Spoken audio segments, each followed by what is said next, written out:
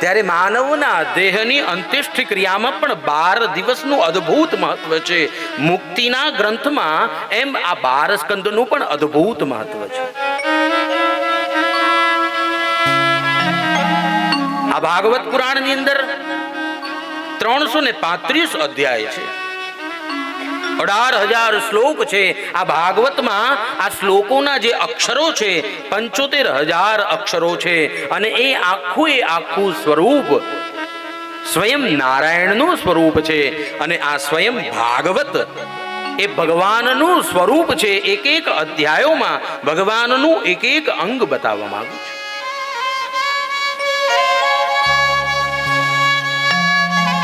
આ પ્રથમ સ્કંદ જે છે એમાં 19 અધ્યાય છે. આ પ્રથમ સ્કંદને અધિકાર લીલા કહેવામાં આવી છે. અને આ ભગવાનનું જમણું ચરણ છે. આ ગતિમાં સૌ પ્રથમ ચરણથી આરંભ કરી ભગવાનના મુખ દર્શન સુધીનો અદ્ભુત મહિમા એ આ ભાગવતજીમાં બતાવ્યો છે. ભગવાનના દર્શન ચરણથી થાય અને મુખ દર્શન સુધી જવા માટેની જે ગતિ આપે એ આ ભાગવતના 12 સ્કંદ છે.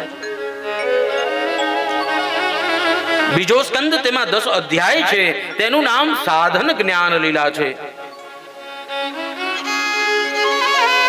ભગવાનનું ડાબું ચરણ એ આ બીજો સ્કંદ છે.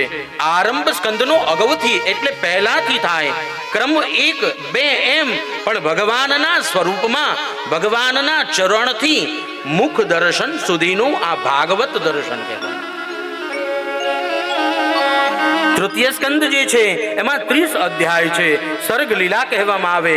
ભગવાનનો જમણો હાથ એની કલ્પના એ ભાગવતનો ત્રીજો સ્કંદ કરવામાં આવે. ભાગવતનો ચોથો સ્કંદ એમાં 31 અધ્યાય છે. એને વિસર્ગ લીલા કહેવામાં આવે છે. એ ભગવાનનો ડાબો હાથ છે. પંચમ સ્કંદ જેમાં 26 અધ્યાય છે એને સ્થાન લીલા કહેવામાં આવે. ભગવાનનો ઉરુ પ્રદેશ એ પંચમ સ્કંદમાંથી પ્રાપ્ત થાય. આખું સ્વરૂપ ભગવાને ભાગવતમાં મૂક્યું, પણ ભગવાનના અંગ કયા સ્કંદમાં કઈ જગ્યાએ કેવા એનું આ રસસ્વાદનમાં વિશેષ વર્ણન છે.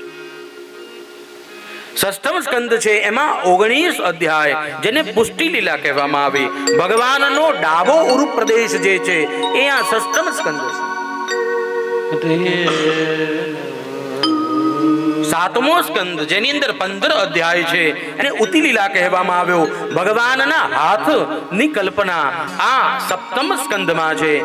આઠમો સ્કંદ જેમાં 24 અધ્યાય જેમાં જુદા જુદા મનવંતરોની કથા આવે એને મનવંતર લીલા કહેવાય.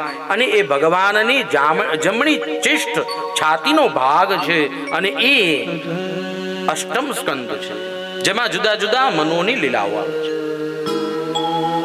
નવસ્કંદ એ 24 અધ્યાય છે જેમાં ઈશાનું વર્ણનમ ઈશાની કથા આવે. એ ભગવાનની ડાબી છાતીનો ભાગ છે.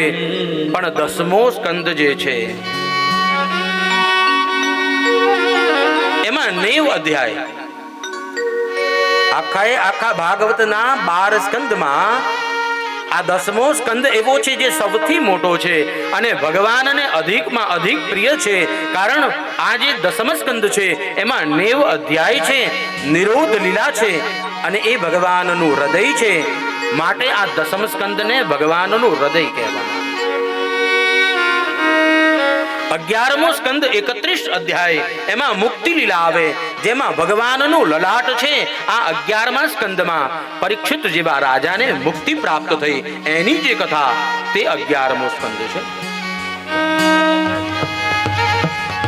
12મો સ્કંદ એમાં 13 અધ્યાય જેને આશ્રય લીલા કહેવામાં આવે. ભક્તોની ઉપર ભગવાન કૃપા કેવી રીતે કરે એ ભગવાનનો મસ્તિષ્ક છે.